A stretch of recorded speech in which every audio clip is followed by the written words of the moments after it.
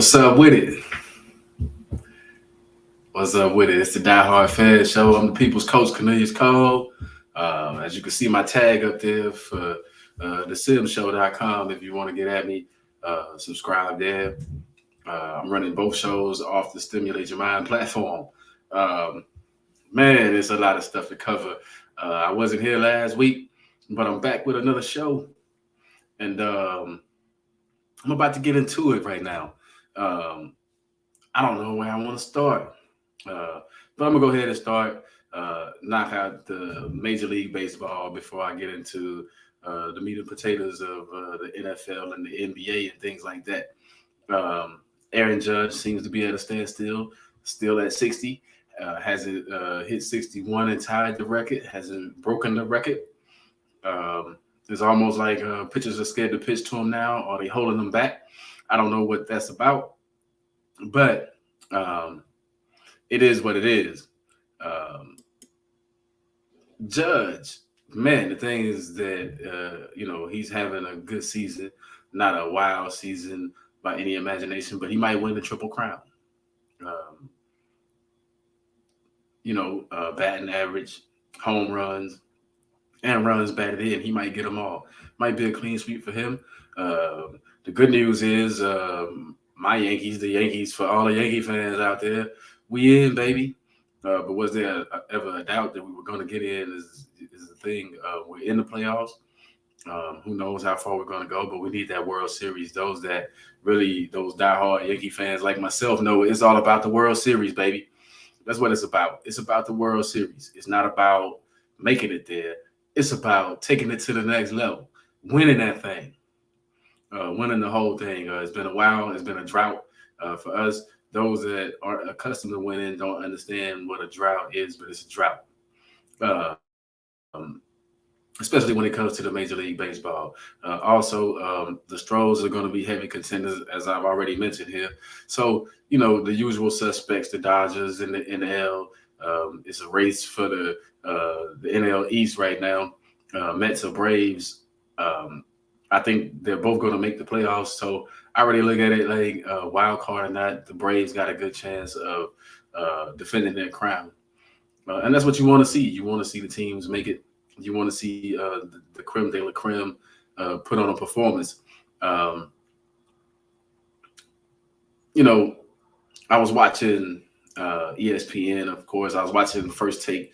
Sometimes I like to follow Stephen A. at times, and But anyway, I was watching, and he had the Mad Dog. He had the guy Mad Dog on his show from the Mad Dog Sports Show, and he was um, mentioning, Mad Dog had said something about somebody having a terrific season in 1937, and Stephen A. was quick to say that there were no black players in the league at that time, so it doesn't count. Some records didn't count in his mind. Um, I always look at it like that's the thing. I know I do it myself. We always have this habit, but is it just an American sports thing that sometimes we always tend to turn things into the racial issues, the racial divides, the black and white, man? It always seems to go back to that stuff. But everybody's entitled to their opinion. Mad Dog, he took his lumps. Didn't really say too much in defense of it. I guess he understood the nature of things, but like an all-inclusive society, and that's why I like sports. Sports bring us together. Sports and music are two of the biggest things that bring us as people together. Um, I've been to concerts where I'm sitting next to, unlikely sources that love that hip hop, like I love that hip hop. So, um, same thing when I go to arenas, stadiums, ballparks. The mixture of people is what makes it great to me. Now, that's what makes America great. Now, I like to thanks to Sports for America for putting me on this platform, man, giving me this shot. Um, Nerd Focus. If you haven't tried that energy drink yet, do a little research on it and find it. It's supposed to help the brain out a little bit, help you focus a little bit more on your daily tasks, and help you move throughout the day. Nerd Focus. Now, I'm just gonna put it out there. Um, transitioning from the baseball, let's go NBA. One of the biggest things, for the last couple of weeks, everything's been about, the MA Udoka situation. Um, it's not a matter of where I stand on that or where we as fans stand on that. I can just say that the Boston Celtic fans, um, it's a crazy time right now. And the players, imagine how the players must feel. That's what I want to get into. Now you're not going to have the coach that took you to the championship last year. Um, you were in the finals last year. So and that's the thing with the Boston Celtics. Here's my take on what the Boston Celtics did by suspending him for a year and not making it a permanent fire, a permanent termination. I think they're waiting to see what happens with Missoula throughout the season. If the team responds well and they go as far as they did last year, then I don't think Udoka has a job next season. I think that's solely what they're basing this on. Why else would they not fire him right away for his actions against team policies, against organizational policies, breaking organizational rules? I think they just want to see, or maybe they're giving them the benefit of the doubt. I don't know. You let me know what you think about that. But I think he's struggling. I think they're going to struggle. I should say I think they're going to struggle a little bit early on, getting used to how Missoula wants to run things. But who knows? Missoula might step in and they might win the championship with Missoula. If they win the championship with Missoula, we know that for sure that Udoka's not coming back. But I think they left the door open because he did have such success in his first season that he could possibly step back in if things don't go well for them or things don't go, under the Missoula reign. Um, it's been talk about the Lakers situation with the Russell Westbrook and how all that stuff is going to fit. My thing is, what is Darvin Ham going to do? Is he going to be able to coach this bunch? Or is it still like LeBron pretty much running things most of the time? Is the coach going to have a say, or is it going to be another one of those Frank Vogel type things where, shh, coach, because you could be out of there real fast. That'll be anxious to see. Also, I was listening to another show, First Formation. I'll go ahead and put it out there. And one of the conversations was about, in regards to the NBA, conversation about, whether those Golden State Warriors outside of Steph, Draymond, Klay Thompson, were they for sure Hall of Famers, and particularly Klay. And my take on Klay being a Hall of Famer, I think he will be in the Hall of Fame because he's going to hit so many threes by the time his career is over. Who knows how many years he's going to play. But if he plays another 3, 4, maybe 5 years, man, he's going to hit so many threes that he will be up there, probably surpass Reggie Miller along, Steph is already there. So he'll probably be on Steph's heels with a 3-point shot. So, yeah, of course, I think he's going to make the Hall of Fame. Draymond, I don't know if he's deserving of the Hall of Fame. Man, I said that before. I don't know what his numbers are or what he's particularly done other than being on the championship team. Not everybody on the championship team makes it to the Hall of Fame. Not everybody on the dynasty makes the championship, makes the Hall of Fame, I should say. Robert Horry was a part of a couple of dynasties, and he's not in the Hall of Fame. I don't know if he deserves to be in the Hall of Fame, but he does have 7 rings. I mean, if you just measure it by rings, then of course it's a lot more people deserving to get into the Hall of Fame. But I don't think that's the measures. I think that Hall of Fame. I think that when you're a Hall of Fame player, it means you did something special on the court. I mean, you think Bird, Magic, Russell, you think Michael, you think, AI, those players that changed the game, man. Those are the guys that belong in the Hall of Fame. Charles Barkley is in the Hall of Fame, not because he won championships, but because look at his numbers and look at what he did, his stature, the round mound of rebound, putting up those kinds of numbers and things like that. A game changer, carrying a team on his back, those kinds of things. I think those things get you in. I don't know, but in this new world, man, the way that they let people into the Hall of Fame in all sports right now is just crazy to me. It's ridiculous. It's like open season on the Hall of Fame. I've said that before. Um, I was going to run that clip by Dion where he said, "Hey, yo, some people don't belong next to him," but I already discussed that before. But the reason why I'm recapping is because that conversation was interesting about, Clay Thompson's place. Like I said, if he knocks out those threes, Clay will be in. No doubt he'll be in, man. He belongs in there. It's a diehard fan show. It's Cornelius Cole giving you the game. So, NBA getting ready to start here in the next week or two. Um, Preseason is going to be real short, and then they're going to be into the season before you know it. Um, I'm liking um, right now. I'm liking the Clippers' chances if they're healthy early on. That'll be my uh, pre preseason pick. To win it all. I like the Clippers' chances. Like I said, I'm a Kawhi Leonard fan.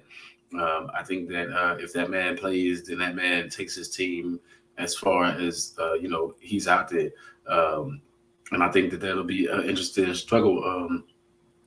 I also want to see the Lakers make the playoffs.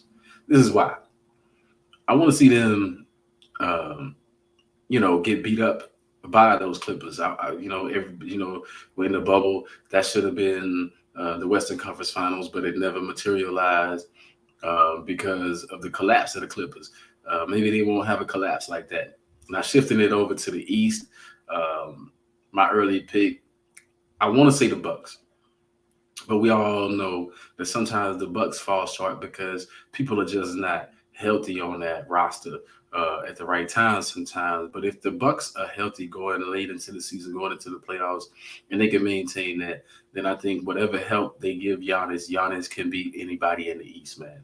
I mean, that's Joel Embiid. Well, we saw Embiid hasn't been able, he hasn't been healthy enough to be able to carry a team and make it anywhere far. I mean, and I'm really not concerned with James Harden because we see James Harden, unless James Harden come out like that Marshawn Lynch, old school Marshawn Lynch beast mode, then they'll be so. Same thing with the Brooklyn Nets to me. All the talk, all the hoopla, all the stuff. Trade me, don't trade me. Kyrie's words the other day that he lost $100 million contract because he refused to be vaccinated and all those kinds of things. And then the noise that he talked about his coach, Steve Nash. Where does that put that team? Man, I don't see the Brooklyn Nets. I see the Brooklyn Nets getting in the playoffs because they do have that kind of roster. I mean, then you add Ben Simmons. They could be deadly, but that's all I can say about them. Until I see it, they could be deadly. As a diehard fan of the sports, I'm telling you right now, they could be deadly, but could be and being deadly are not the same thing. It's not the same thing. It's not the same as going out there and performing.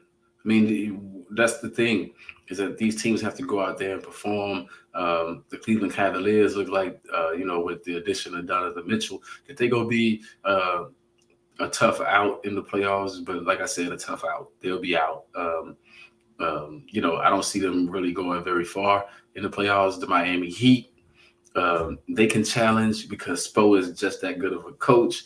But again, they're only going to go as far. They didn't do anything to wow me in the offseason to get off that Jimmy Butler gas. So it's still Jimmy Butler, and we've seen him come up short a couple of times, even in the finals in the bubble, and we've seen him come up short in the playoffs last year.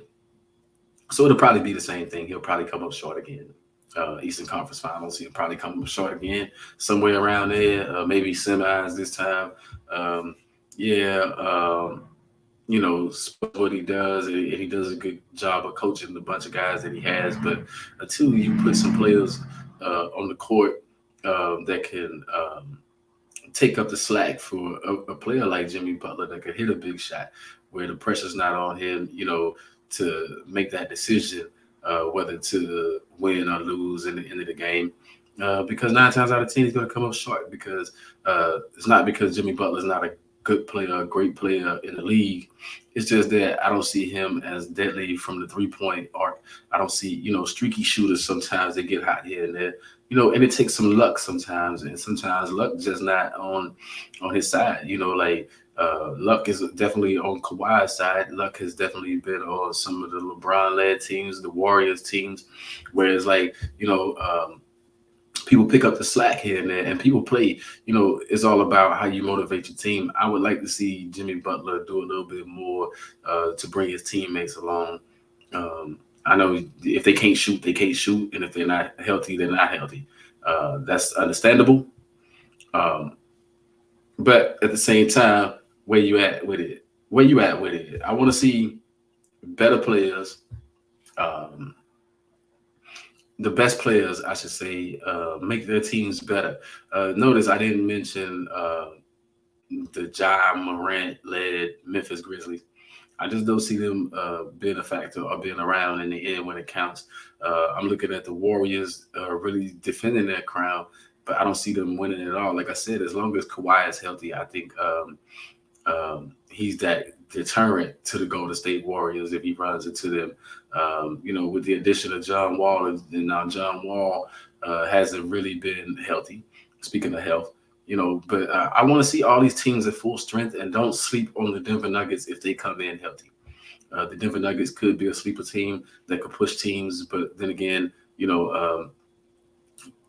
the Joker, man, you can push him around on the block down there when it really comes down to it. So, the ADs, some of the either the Karl Anthony Towns and things like that. If Karl Anthony Towns was to go down there and bang, I think they could push him around. But you got the Rudy Gobert's for that.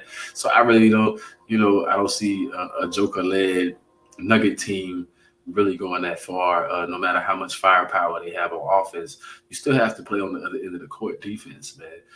So defense is going to win it for me, and I think the Clippers have that.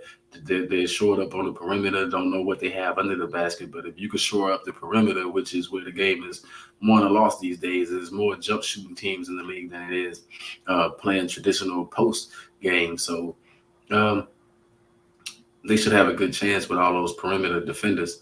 Um, the addition of Patrick Beverly there in LA, my take on that.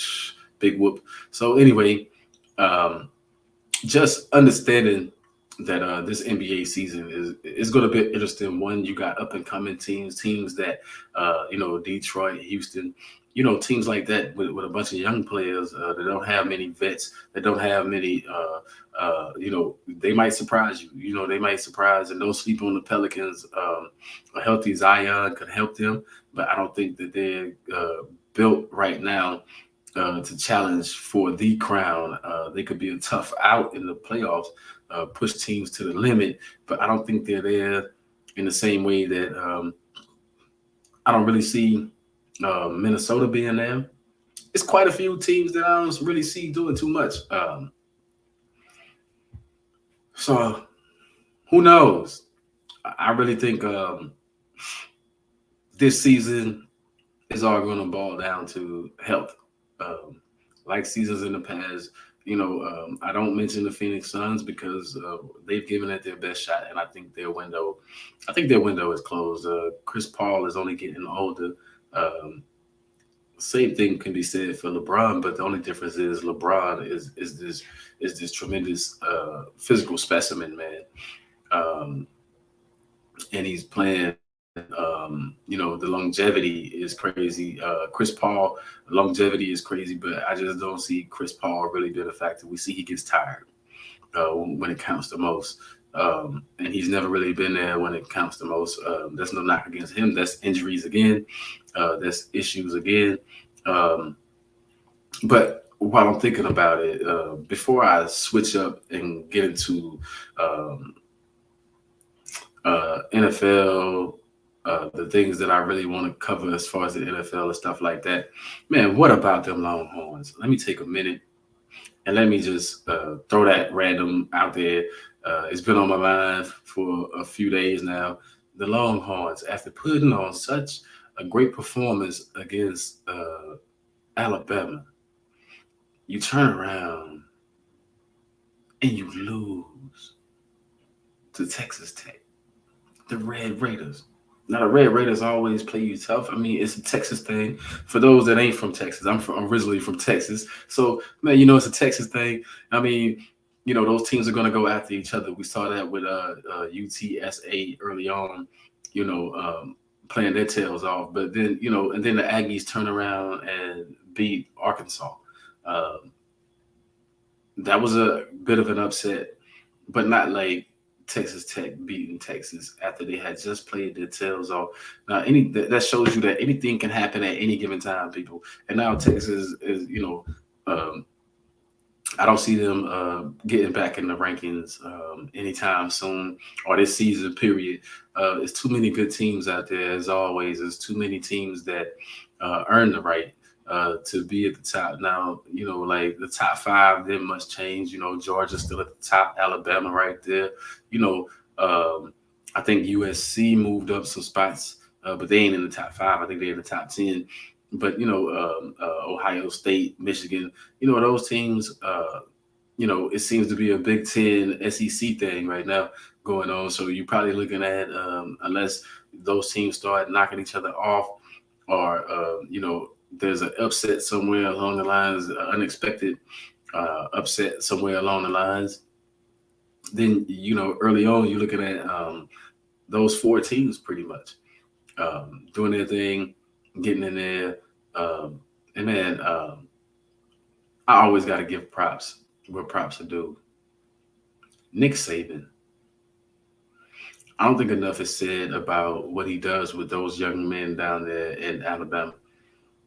Man, he has a winning culture. Not only that, winning attitudes. I mean, these guys go to the pros and they play their tails off. Um, Man, I mean, what can I say other than Nick does what he does, man.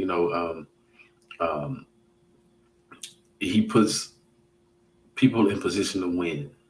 That's what you want from the aspiring coaches. You could take note that this is what you want. I mean, he runs his mouth a little bit here and there, but he speaks the truth in my eyes. He's not, like Alabama is not that place where you get a lot of players coming in for the name, image, and likeness, but it's a place where they could launch great um, careers, man, great sports careers as far as football, as far as NFL careers. Like if you were really good, the creme de la creme, then man, that's the place to go to shine. I appreciate it. I think what he does is tremendous. Um, Hats off to Nick Saban for continuing to be a light, a source of inspiration. I'm sure other coaches, um, you know, um, the Dabo Sweeneys and the Jimbo Fishers, and it's quite a few coaches out there that, um, but they're not like Nick. They're good, but they're not like Nick, man. Nick is like Gino Oriema in the women's college basketball, man. Like what you're doing is tremendous, unbelievable. The Connecticut Huskies are always contesting for the crown. They're always contending for the crown. Um, that says something. The longevity of Nick Saban, and those that know that he fell off in the pros and then went to college. Hey, it is what it is. But and he's become this force. We can all learn something from that. Um, and Now to switch it back to the NBA, before I forget, um, a team that I didn't mention that I probably should have mentioned that's on the horizon. Watch out for those Pistons. They are going to play tough. Um, it may be a struggle early on, but I look for them to come on late and make a late push for the playoffs. The Celtics, I don't see them repeating. It's not because of Missoula. It's not because of a coaching change. I just think that sometimes when you lose, we've seen it time and time again. When you lose in the finals or when you lose in the championship game, it's hard to rebuild. It's hard to bounce back. It's hard to, um, you know, um, it's hard to repeat. It's hard to repeat as champions, much less repeat as the runner-up. It just seems like I think it becomes a guessing game, a mental thing. It becomes something goes off in the player's mind that they struggle to the point where it's harmful. And I want to take a second to get out of the way to show you know my logo in the back there. Thanks to Xavier Coleman for creating that logo for me, man. Much love for that. Appreciate you, kid folk.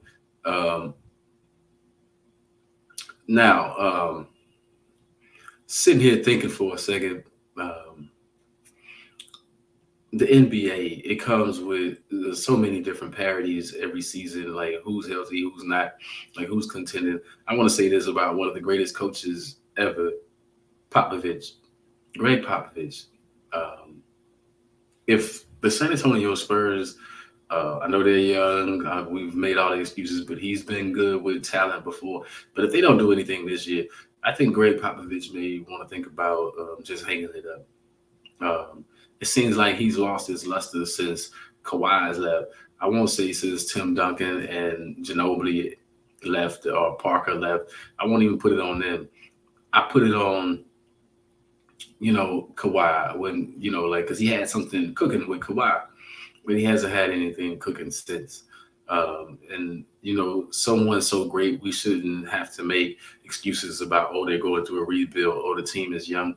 If Popovich is as great as he's is known to be, are you telling me that he can only coach talent, which San Antonio was never known for talent, by the way. They were known for being a hard defensive team, that played fundamentally sound, led by Tim Duncan. Um, I don't know. I don't know if Popovich has lost some of his passion for the game, passion for coaching, but it's not the same Popovich the last few years. Hopefully, he gets back to that. Like I said, I know teams go through transitions, but you don't expect a team like the San Antonio Spurs, who 20 something years of playoff runs, to be down that long. But then again, what the Lakers were down 6, 7 years or something like that. Even with Kobe on the roster, but when Kobe hung it up, it was a wrap. But Kobe was hurt those last couple of seasons or whatever, man, that he played. But I'm just saying, you don't expect a team like that to, San Antonio with such a great basketball mind to be down that long. So what's up with it, Pop? When you gonna pop back up? Or when you gonna get it popping? Um, you know, um, I like what they do through the draft. They get these good players, and they go on and they do different things throughout the league. But where is that for San Antonio right now? I don't know if they'll ever be the same, but I'm just saying competitive basketball. When is that going to come back? And you would think that that's all of that. That's what Popovich was known for, putting a squad out there that competes.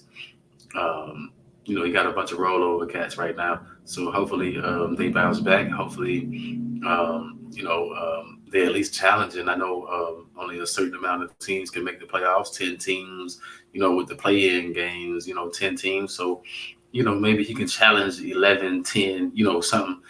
Put his team on the map. I mean, they played a little bit here and there last season, but it's still not the same. I wonder what's up with Popovich, man. Like, my concern is that you ruin your legacy, you tarnish your legacy by overstaying your welcome. Sometimes it might be time for him to either move on from that organization, or it may be time for him to hang it up. But I think the writing's on the wall. I don't see him coaching too many more years anyway, considering his time and his age. It's got to be exhausted. And right now, it's really got to be exhausting coaching a bunch of no-name youngsters that are just not, um, I'm not going to say they're not competing at a high level, but let's just say that they're handicapped in some ways, and it's not transitioning to wins or anything. So I don't know. Let me know what you think. Again, you can see my tag on there, thesimshow.com. Hit me up there, or Drop comments. Let me know what's going on. It's the Diehard Fan Show. I'm the People's Coach, Cornelius Cole. Um, as you see, I bring my little radio attitude here to the show sometimes. Also, don't forget to check out this Snook One Productions at Shopify.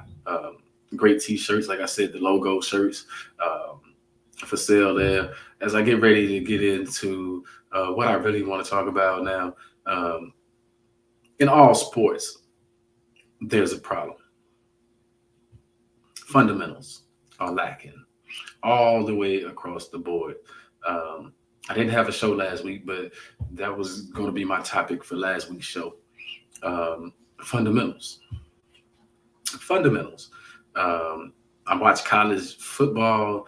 I watch pro football. Let's start there with football. But no, let's you know baseball. Fundamentals. Where are the fundamentals these days? Guys trying to be too fancy, making catches, missing the ball. Um, a pitcher balked 3 times, like in an inning the other day, or yeah, and got tossed out the game, ejected. I mean, fundamentals. Basketball. Instead of standing in and taking the charges, there's so much flopping. Flopping has ruled that fundamentals are out the window. We always know that when it came to they get away with in the NBA, you get away with some traveling. But fundamentals in professional sports. I mean, where's the wrap up tackle? Let's just get to it. Where's the wrap up tackling? Why is everybody trying to strip the ball, trying to rip the ball from a guy instead of taking them down and stopping them from getting the yardage that's needed or whatever? What is just throwing shoulders into people? Now I see it on the college level and the pro level where it's like, man, wrap up. Whatever happened to wrapping up, making tackles? What happened to you know just fundamentally sound, not just from a defensive end, from a defensive perspective, but sometimes, like these one-handed, going up for these one-handed catches instead of going out there diving for the ball and making the catch and making yourself look good and making your team look good, making your quarterback look good. It's just a one hand. I'm trying to grab it. I'm trying to grab it and don't grab it. One hand, whatever happened, it is.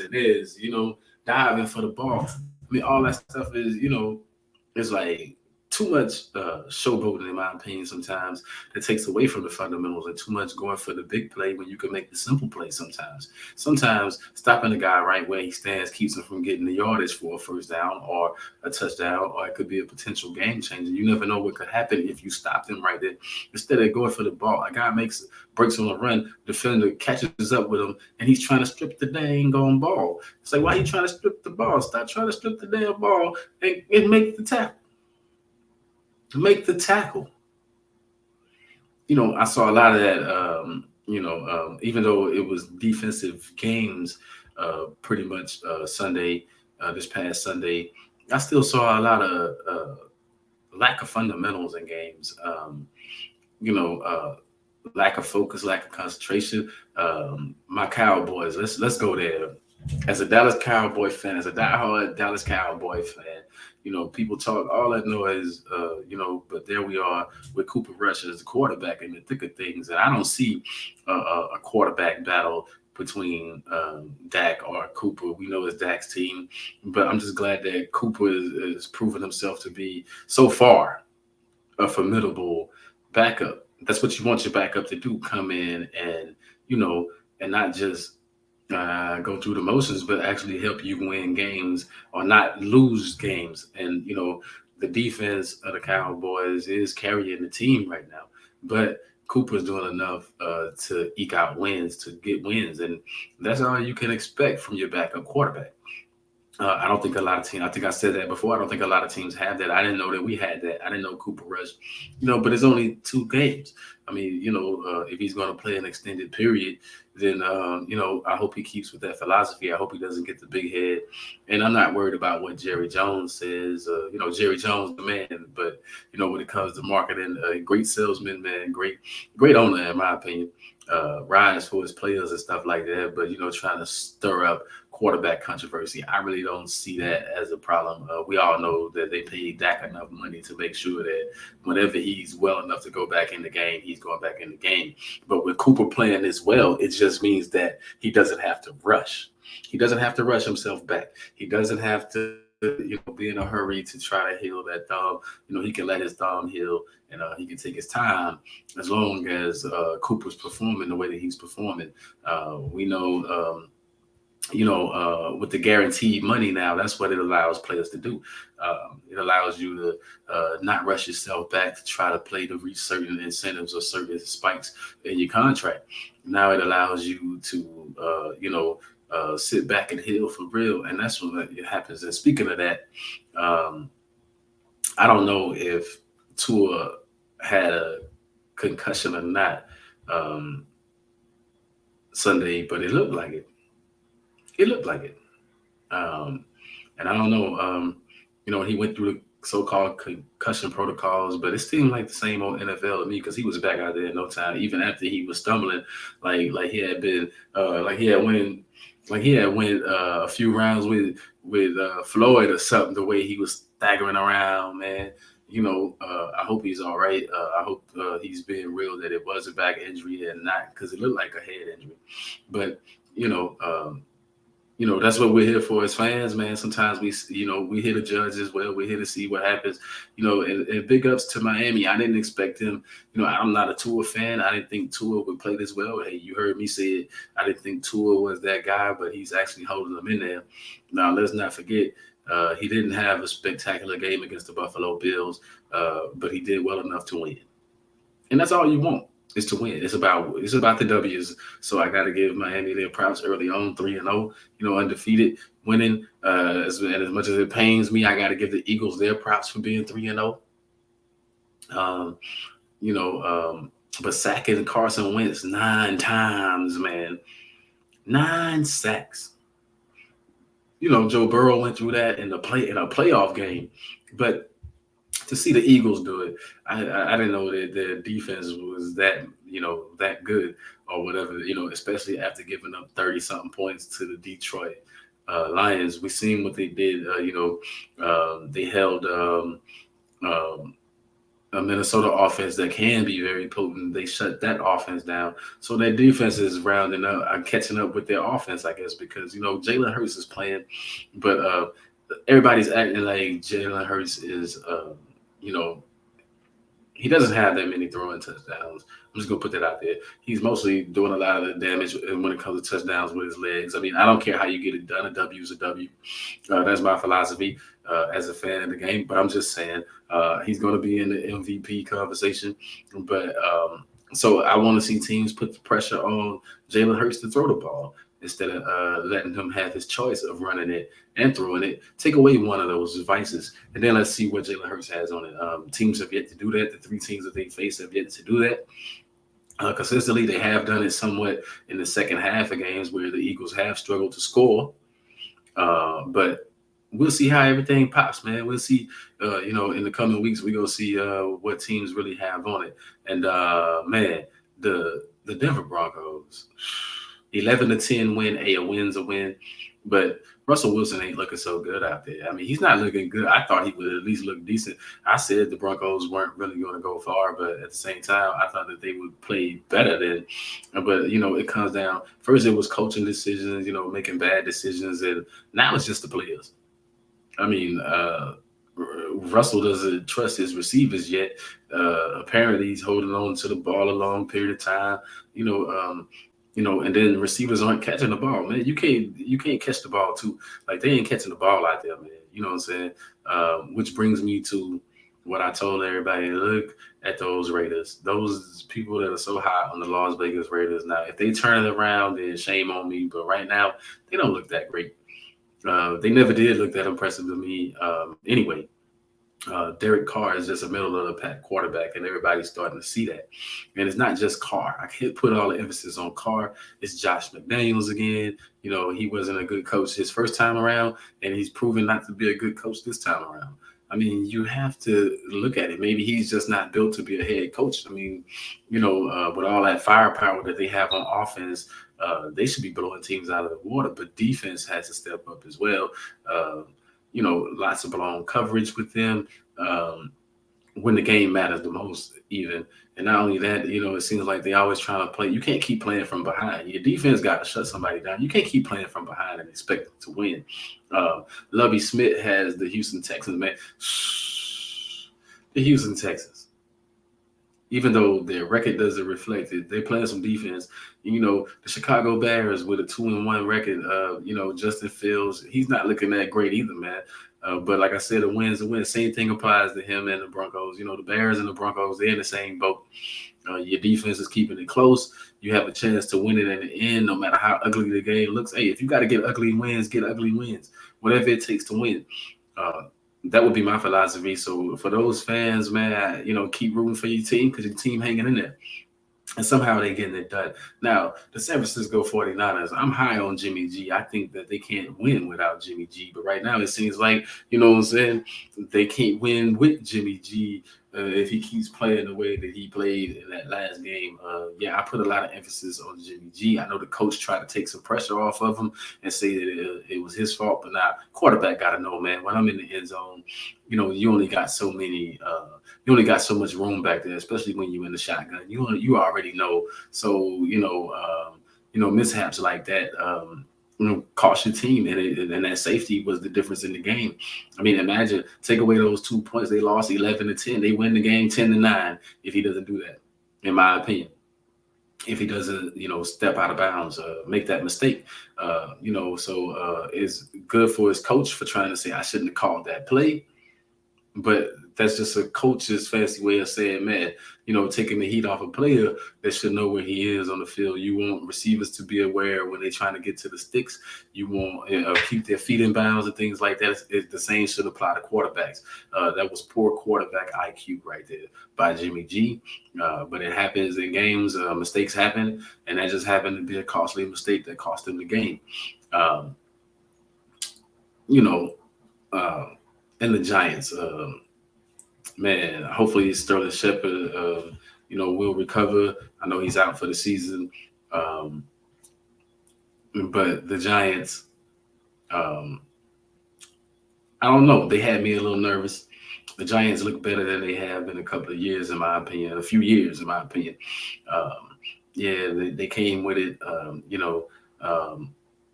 they played hard. Daniel Jones was pressured a lot, sacked 5 times, but he was pressured a lot.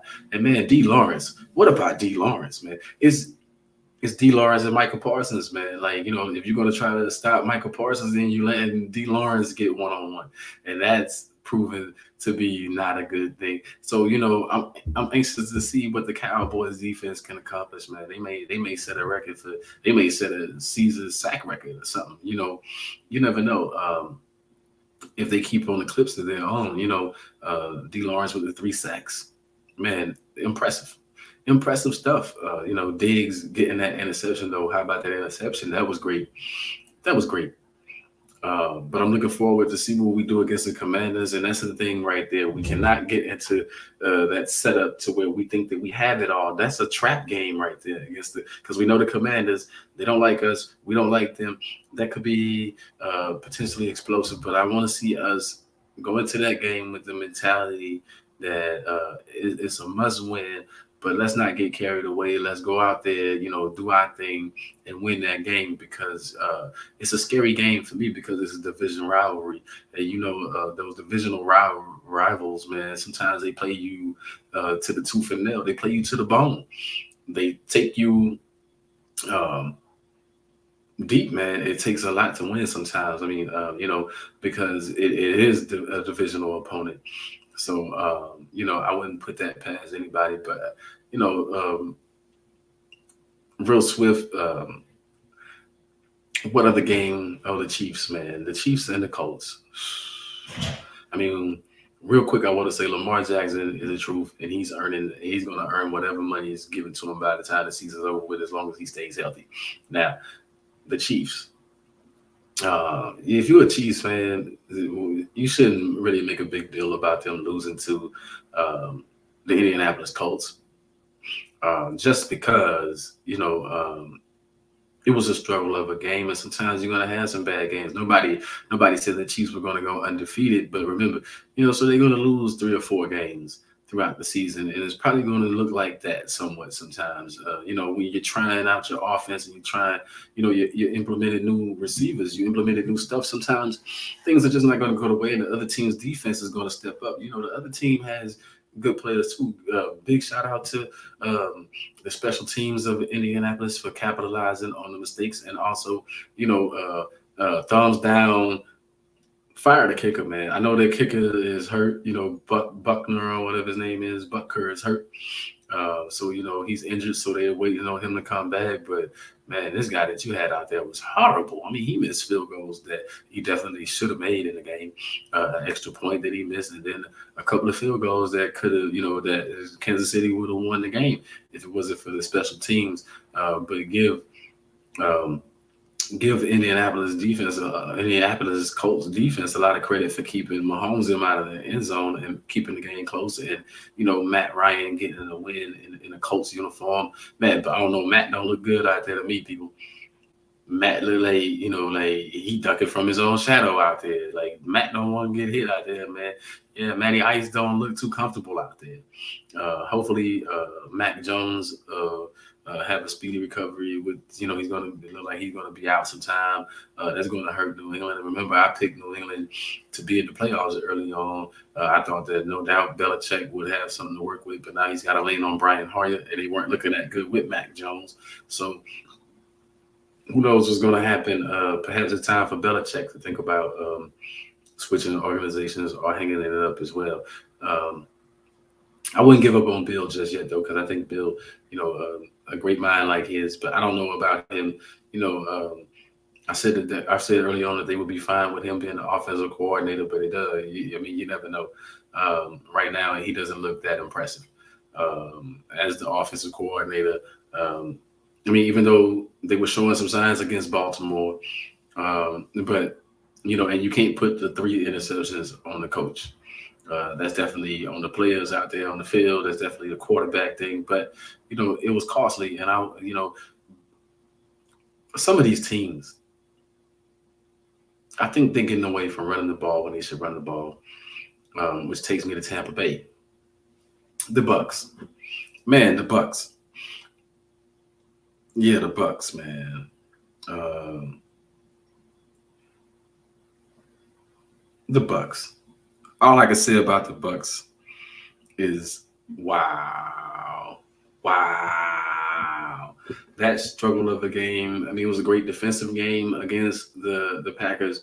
Them making that. But what about a Tom Brady led team not prepared at the end of the game in a situation where this guy is all about Mr. Preparation was not prepared. They took a delay of game. They took a delay of game. Had to back up to like the 7 yard line for a 2 point conversion. Uh, 2 point conversions are already slim and slim to none in the league, and then you have to back up to the 7 yard line. Yeah, I'm calling out the goat, man. Sometimes you got to put it where it is. Like how could the goat let that happen? You don't have any timeouts. But why did you need a timeout? You understood the situation. Get your team, and it wasn't his fault. He was clapping his hands.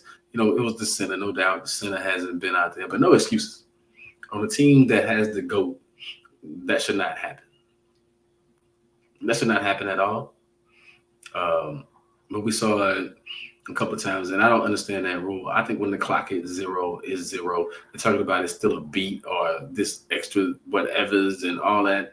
Nah, man. I think when the clock hits zero, it's delay a game. But a beat to look and all that other stuff. I guess it is what it is, people.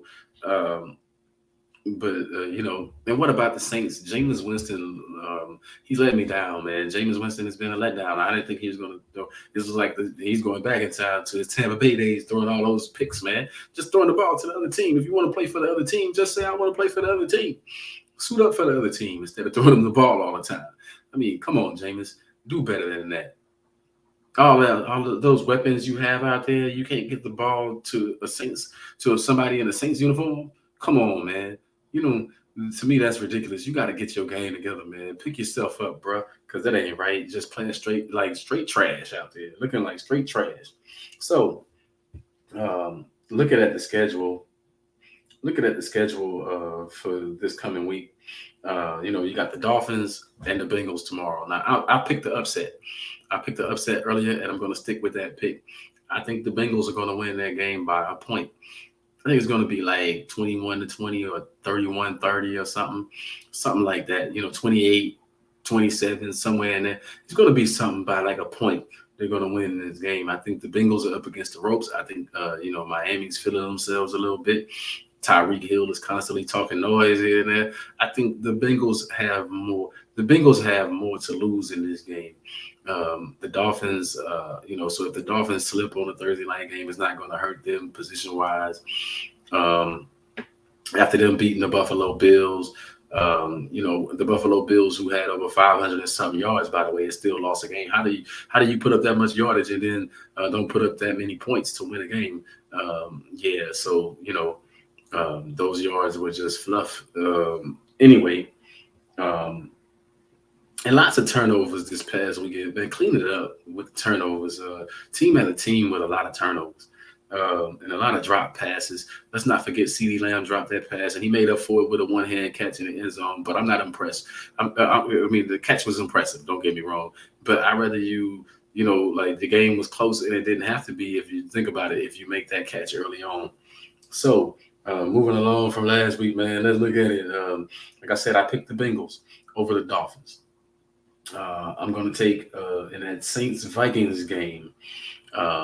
Man, I got to get a nod to Minnesota.